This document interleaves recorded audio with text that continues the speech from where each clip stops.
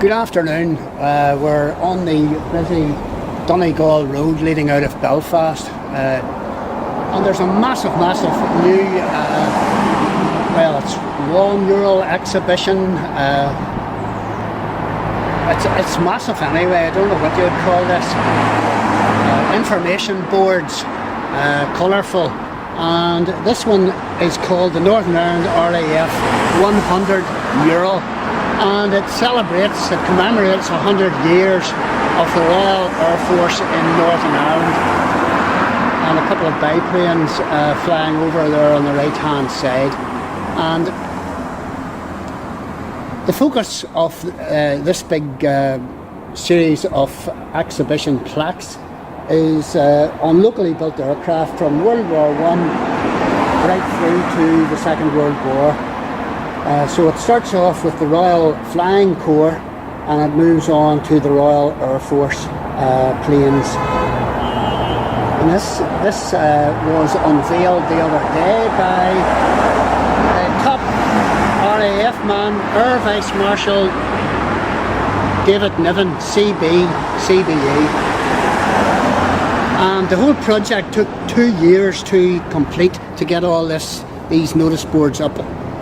And it was facilitated by a guy called Pete Bleakley, an RAF historian. And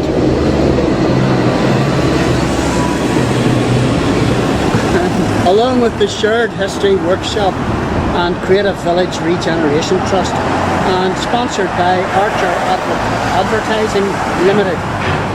So it's one of the biggest wall mural exhibition, educational set of boards in the whole of Belfast. And we're going to get across the road here and get the smaller photographs a wee bit closer. And these are some of the planes that fought in the First World War. Royal Aircraft Factory RE-8 was designed in 1915 primarily as a reconnaissance aircraft and entered service in 1916. Flown by the Royal Air Force in Ulster from 1918-19, using a small airfield outside Omagh. And this is a Curtis H-12 flying boat. United States Naval Air Service Lough Foyle was a flying boat. A base on the shore of Lough Foyle, became operational in 1918 with a detachment of 7 United States Naval Air Service Curtises. The flying boats protected the northern approaches from German U-boats.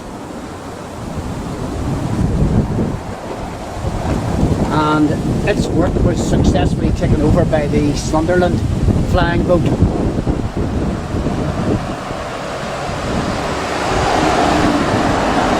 And this is the Handley Page V/1500.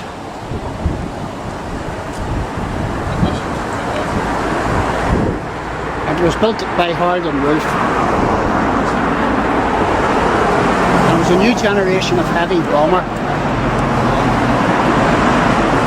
It met the need for a large night bomber capable of reaching deep into Germany.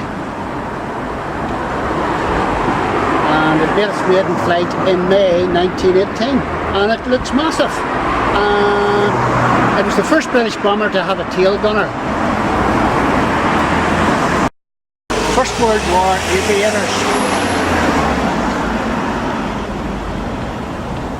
that flew these planes.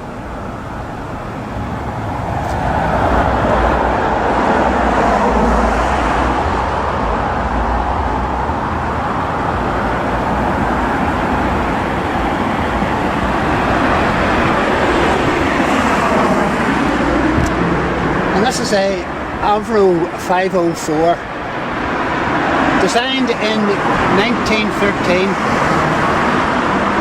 used for reconnaissance, and it was also used as an attack role to support ground forces, and it was sturdy and easy to fly. Hundreds of Avros were built in Belfast under licence by Howard and Wolff, and it It looks quite a modern looking plane if you pan up to the top.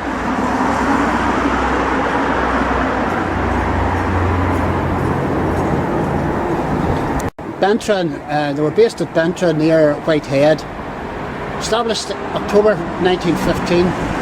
It was the home of the Bentron was the home of the Royal Naval Air Service,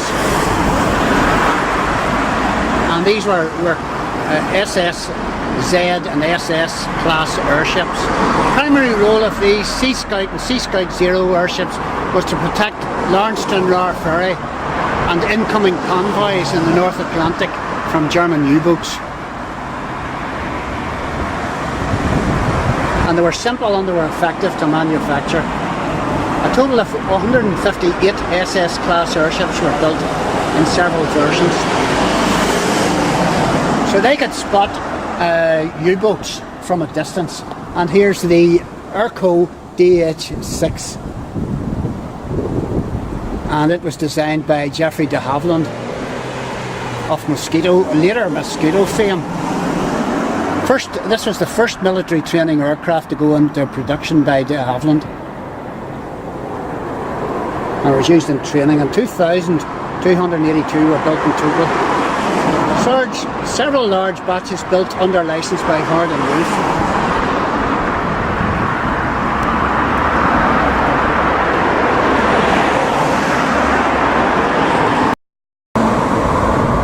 And this is history and education, right where people can actually read it.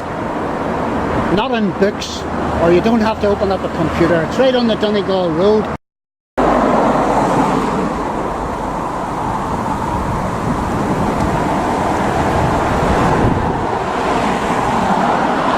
Fabulous set of historical posters. And unless you have posters up like this is lost history to most people, young people especially in Belfast. And it is good for them to know their historical past. It is something to be proud of.